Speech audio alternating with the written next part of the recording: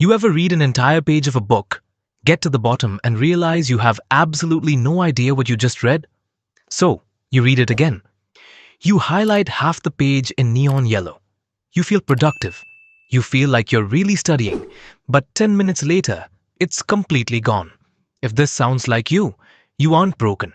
Your memory isn't bad. You've just fallen into a psychological trap called the illusion of competence. We are taught that to learn something, we need to cram it into our brains. But across the world, Japanese students handle some of the most intense, grueling exams on the planet. And they don't do it by cramming harder. They do it by using a radically different system for their memory. And once you understand how it works, you can use it to remember practically anything.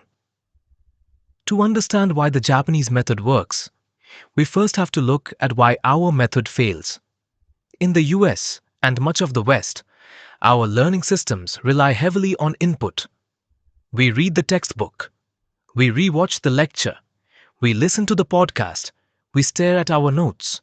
But your brain is incredibly lazy.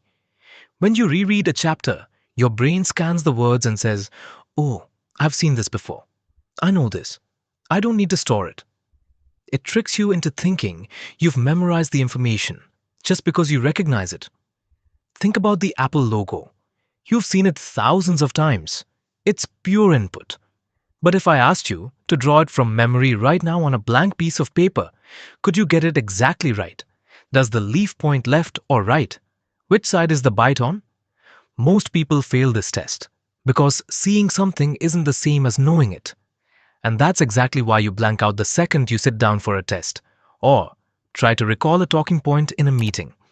So, how do Japanese students bypass this? They flip the equation.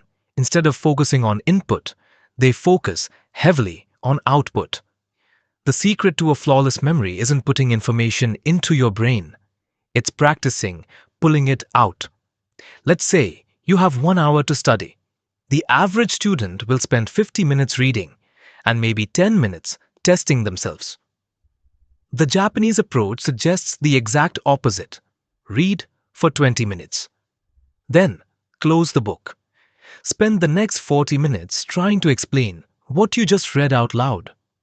From scratch to an empty room.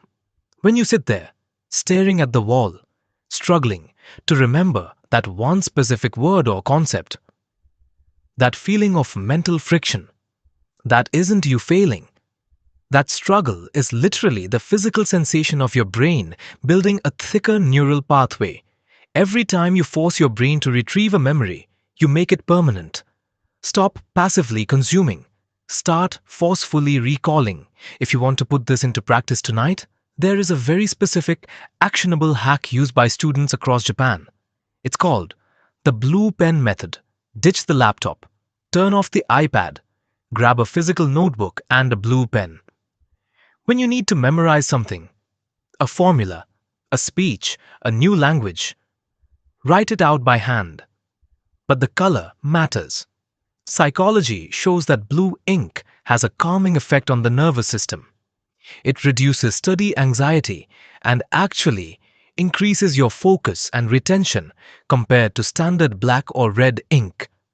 Combine that calming effect with the physical muscle memory of writing by hand, and you are forcing your brain to slow down, process the words, and physically output the data.